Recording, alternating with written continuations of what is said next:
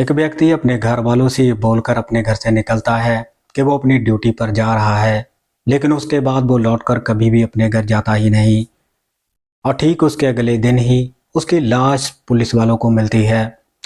और पुलिस जब उस मामले की जांच पड़ताल करती है और तब जो सच निकलकर सामने आता है, तब उसे सुनने के बाद उसके घर वालों को भी अपने कानों पर यकीन नहीं हो रहा था। दोस्तों, आज की ये कहानी वाकई आपको भी सोचने और समझने पर मजबूर कर देगी। आदाब, नमस्कार, सत श्री अकाल। दोस्तों, बहुत बहुत स्वागत है आपका CHD क्राइम सफ़र के एक नए एपिसोड में। मैं उम्मीद करता हूँ आप सब ठीक ठाक होंगे। दोस्तों, आज की जो सच्ची घटना मैं आपको सुनाने जा रहा हूँ वो भारत की राजधानी दिल्ली से है। उत्तरी दिल्ली का ही एक इलाका है गीता कॉलोनी। ये बात है 10 जनवरी 2024 की, जब कुछ लोगों की नज़र इसी गीता कॉलोनी फ्लाईओवर के नीचे पड़ी एक डेड बॉडी पर पड़ती है।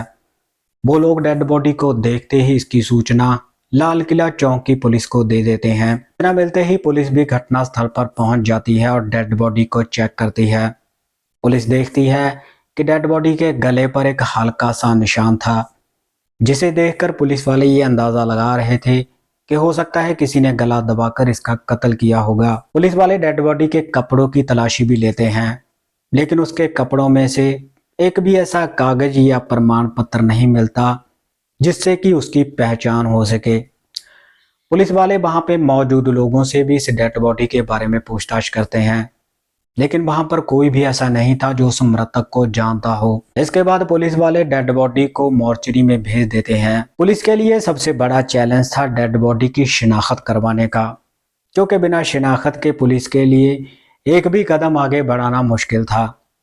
इसीलिए पुलिस वाले डेड बॉडी की एक फोटो लेकर उसे आसपास के सभी थानों में सर्कुलेट कर देते हैं और उसकी एक फोटो के पंपलेट छपवाकर उसे अखबारों में भी डाल देते हैं। और ठीक उसके 4 दिन बाद ही एक महिला और एक पुरुष शावला थाने में पहुंचते हैं, जिनमें पुरुष का नाम है राहुल यादव, जिसकी उम्र है लगभग 32 साल, और उसके साथ जो महिला है उसका नाम है पूजा। राहुल पुलिस वालों से कहता है कि साहब, मेरा नाम राहुल यादव है और ये मेरी भाभी पूजा है। राहुल वो फोटो शावला थाने की पुलिस को दिखाता हुआ कहता है कि साहब, ये मेरा बड़ा भाई हितेंद्र है, जो कि पिछले 3 से 4 दिनों से लापता है। शावला थाने की पुलिस उस फोटो को पहचान कर राहुल से कहती है कि शायद तुम्हारे भाई का किसी ने कत्ल कर दिया है और लाल किला चौक की पुलिस को तुम्हारे भाई की डेड बॉडी मिली है। आप लाल किला चौक पुलिस स्टेशन में जाइए और वहां जाकर पता कीजिए। इसके बाद राहुल अपनी भाभी पूजा को लेकर लाल किला चौक पुलिस स्टेशन में जाता है और जैसे ही राहुल वो फोटो लाल किला चौक पुलिस वालों को दिखाता है, तब पुलिस वाले उस फोटो को पहचान लेते हैं और राहुल से कहते हैं कि शायद तुम्हारे भाई का किसी ने कत्ल कर दिया है और तुम्हारे भाई की डेड बॉडी मोर्चरी में पड़ी है।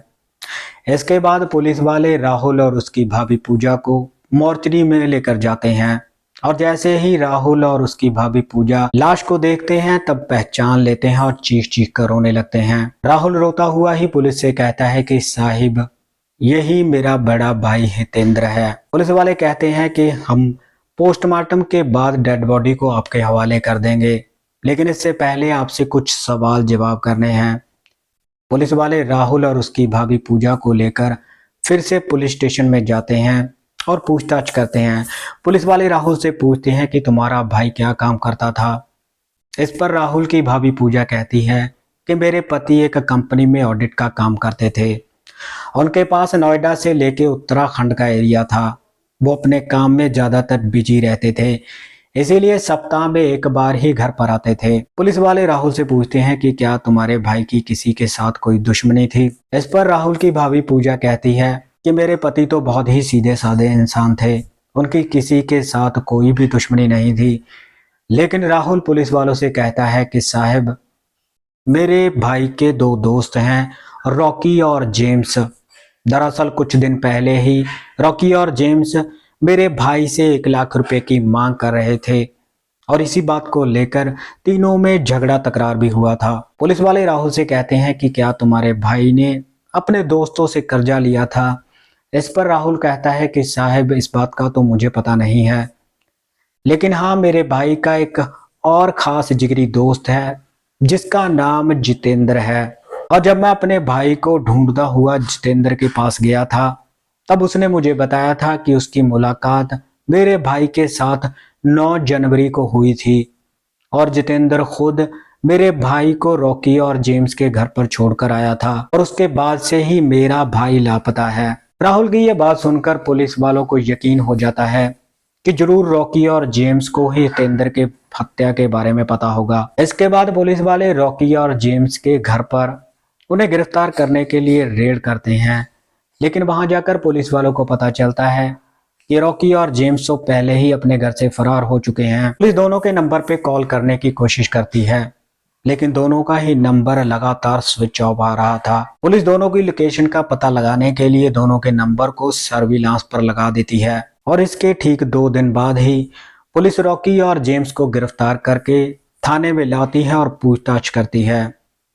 इस पर रॉकी और जेम्स कहते हैं कि हाँ साहब, हमने ही हितेंद्र का कत्ल किया है और हमें इस बात का कोई भी पछतावा नहीं है, क्योंकि हितेंद्र दोस्ती के नाम पे कलंक था। रॉकी पुलिस वालों से कहता है कि राहुल ने आपको बताया होगा कि हितेंद्र ऑडिट का काम करता था, लेकिन असल में उसका काम ऑडिट का नहीं बल्कि लड़कियों को होटलों में सप्लाई करने का था और वो लड़कियों की दलाली भी करता था।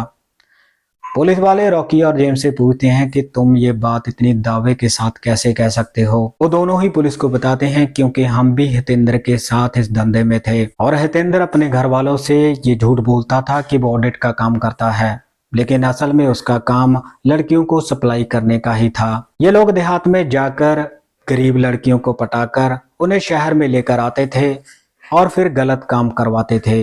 ये इस धंधे से लाखों रुपया कमा रहे थे, लेकिन इनका खेल तब खराब हो जाता है जब हितेंद्र बंगलौर में कुछ लड़कियों को होटल में सप्लाई करने के लिए जाता है और वहां की पुलिस हितेंद्र को गिरफ्तार करके उसे जेल में भेज देती है। हितेंद्र वहां पर 3 महीने के लिए जेल में रहता है और हितेंद्र को इस बात का डर सताने लगा था कि कहीं उसके काम का उसके घर वालों को पता ना चल जाए।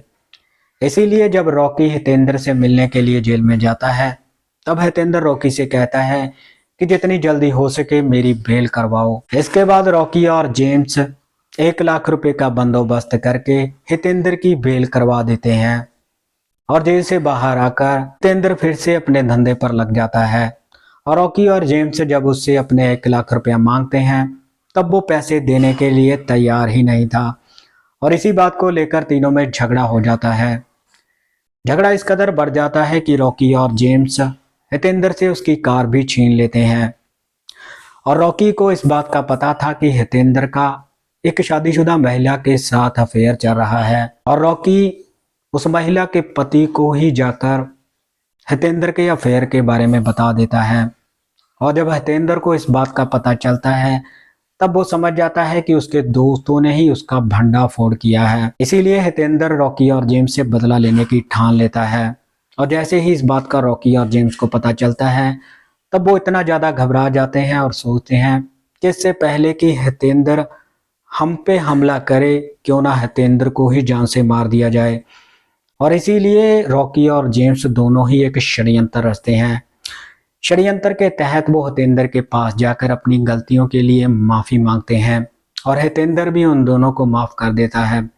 हितेंद्र को इस बात का बिल्कुल भी अंदाज़ा नहीं था कि रॉकी और जेम्स के मन में क्या चल रहा है। षड्यंत्र के तहत ही रॉकी 9 जनवरी को हितेंद्र को फ़ोन करता है और उस समय हितेंद्र अपने दोस्त जितेंद्र के पास मौजूद था। रॉकी हितेंद्र को फ़ोन करता है कि आओ शराब की पार्टी करते हैं। हितेंद्र जितेंद्र से कहता है कि तुम मुझे रॉकी और जेम्स के पास छोड़ दो। जितेंद्र हितेंद्र की बात मानकर उसे रॉकी और जेम्स के घर पर छोड़कर अपने घर चला जाता है और रॉकी और जेम्स हितेंद्र को अपनी गाड़ी में बिठाकर शराब पीते हुए गाड़ी को इधर उधर घुमाने लगते हैं और अंधेरा होने का इंतजार करने लगते हैं। और उस समय रॉकी और जेम्स के साथ उनका एक और दोस्त विपिन भी गाड़ी में ही मौजूद था। शराब पीते हुए ही जब इनका किसी बात को लेकर झगड़ा हो जाता है, तब ये तीनों ही हितेंद्र का गला दबाकर गाड़ी में ही उसका कत्ल कर देते हैं और उसकी लाश को ठिकाने लगाने के लिए गीता फ्लाईओवर के नीचे झाड़ियों में फेंककर अपने अपने ठिकानों पर चले जाते हैं। बाकी दोस्तों, जब रॉकी और जेम्स हितेंद्र की सच्चाई पुलिस वालों को बता रहे थे, तब उसे सुनने के बाद उसकी घरवाली और उसके भाई राहुल को भी अपने कानों पर यकीन नहीं हो रहा था कि कैसे कम समय में ज्यादा पैसे कमाने के चक्कर में